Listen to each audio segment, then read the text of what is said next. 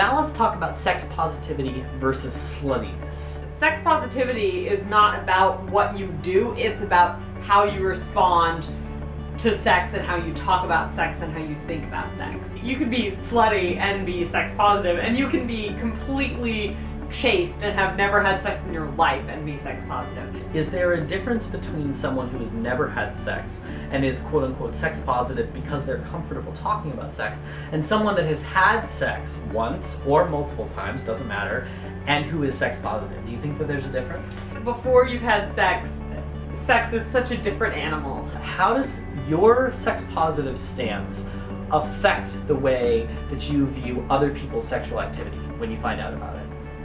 Well, I feel like I've made the choice to be sex positive, but I don't feel like I am totally sex positive at this point yet. Okay. Because I think that it's like something that you have to work on being. It's not that you say you are and then you're done. I think it's something you have to work on, it's something you have to think about, and it's a way you have to check your like initial gut reactions. I feel like a big part of the sex positive movement now is going away from slut shaming. The thing is, if you are truly sex positive, there is no such thing as like a slut in a derogatory way. Right. Well, and I think part of that comes down to the word slut. We use the word slut to mean someone who has sex with a lot of people.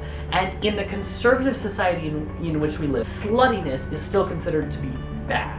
Now, if you use the word promiscuous, there are going to be different people in different parts of society that are going to have a problem with that term. Promiscuous actually does inherently mean like having multiple partners, where I think sluttiness doesn't mean that. Like, I feel like I often will say that I had slutty sex when I had sex, and it was with one person, but it was slutty. Yeah. Different people have different meanings of the word slut and promiscuous, right? Or even chaste. I'm imagining the famous Family Guy episode where, Meg is having ear sex with a guy because that's not sex. There are lots of parts of society that view sex as very different things and view sexuality as different things, and so sluttiness and promiscuousness are going to be different to different people.